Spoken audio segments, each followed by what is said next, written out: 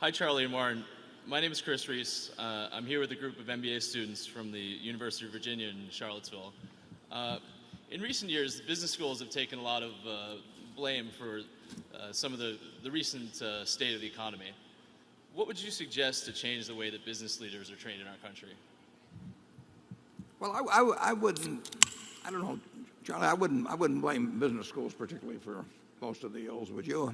I think they've taught the students a lot of nonsense about investments, but I don't think that's been the cause of great societal problems. What do you think? No, but it was a considerable sin.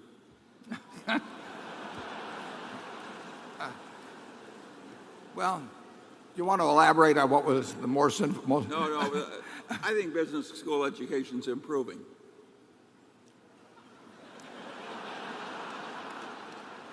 Is the implication from a low base, or? Yes. I'd agree with that.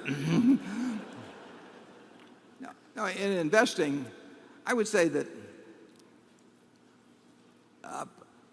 probably the silliest stuff that we've seen taught at major business schools probably has been, maybe it's because it's the area that we operate in, but it has been in the investment area. I mean, it is astounding to me how the schools have focused on sort of one fad after another in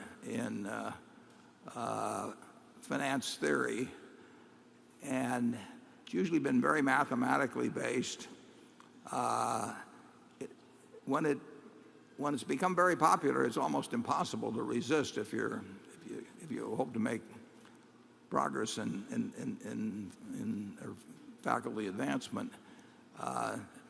Going against the revealed wisdom of your elders can be very dangerous to your career path at major business schools. And really investing is not that complicated. I would have, a couple of courses. I would have a course on how to value a business, and I would have a course on how to think about markets. And I think if people grasp the basic principles in those two courses, that they would be far better off than if they were exposed to a lot of things like modern portfolio theory or option pricing. I mean, who needs option pricing, to be in an investment business? And that, when people, when Ray Kroc started McDonald's, I mean, he was not thinking about the option value of what the McDonald's stock might be or something. He was thinking about whether people would buy hamburgers, and what would cause them to come in, and how to make those fries different than other people's, and that sort of thing. It's totally drifted away.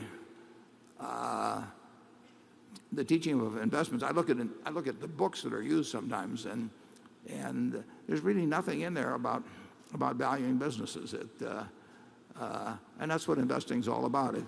If you buy businesses for less than they're worth, you're going to make money. And if you know the difference between the businesses that you can value and the ones that you can't value, which is key, you're going to make money. But they've tried to make it a lot more difficult, and of course that's what the high priests in any particular arena do. They have to convince the laity that the priests have to be listened to.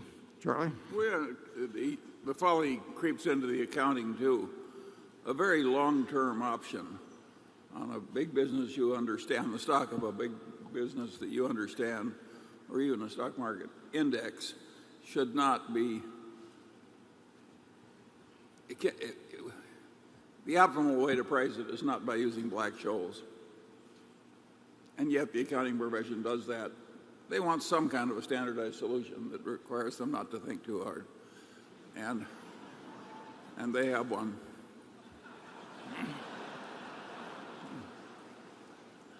Is there anybody we've forgotten to offend? If you'll send a note up. Carol?